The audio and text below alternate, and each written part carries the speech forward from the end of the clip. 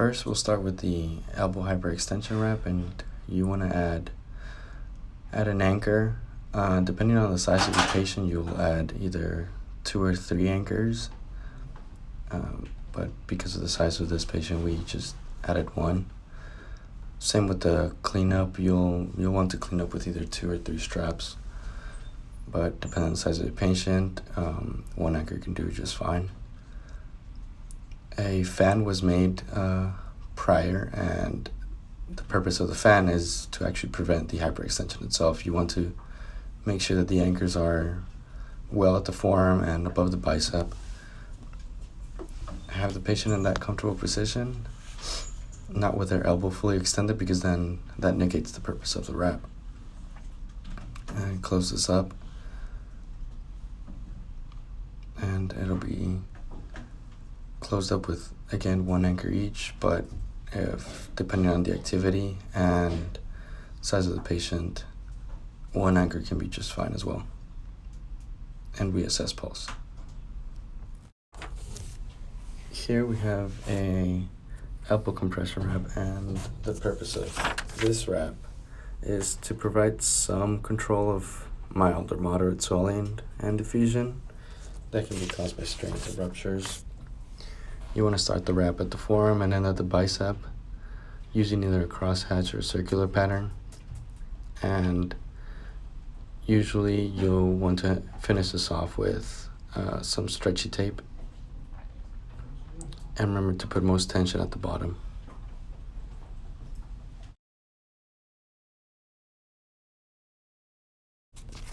Here we have a posterior splint using a SAM splint as the support.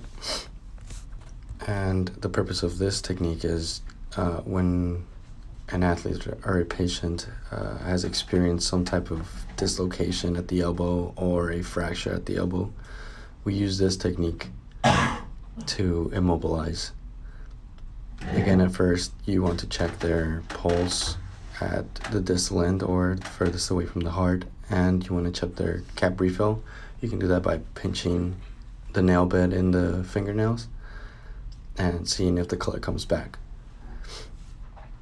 Now, if they have an open fracture, you want to make sure you leave space open and pack it up. You close, assess the pulse again, and you're done. Here we have the shoulder spica, and the purpose of this is to absorb any shock. This is used when preventing either a shoulder pointer or an AC joint sprain, basically diffusing all the impact that a athlete or patient could experience, namely football athletes or contact sports, rugby as well. You want to make sure that that pad is over the AC joint, and you're going to make a figure 8 pattern going around the arm, then over the shoulder and around the body. Repeating that 2 to 3 times, and then once that is done, you can close up with stretchy tape or normal elastic tape as well.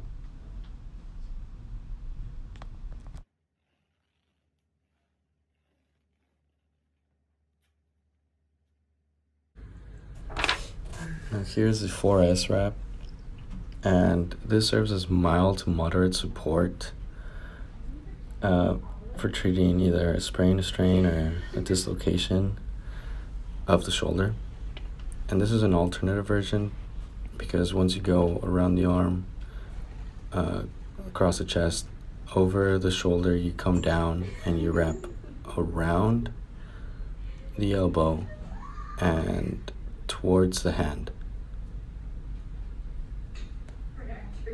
Then, once coming across the waist, you pull up towards the shoulder again, pull down, and you'll repeat the same pattern. And that'll provide that harness that is needed in the elbow.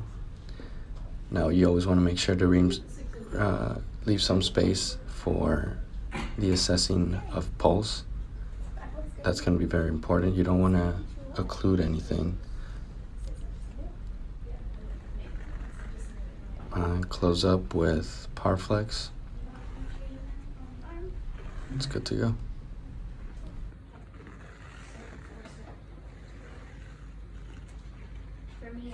You know you just pre-wrapped my hand.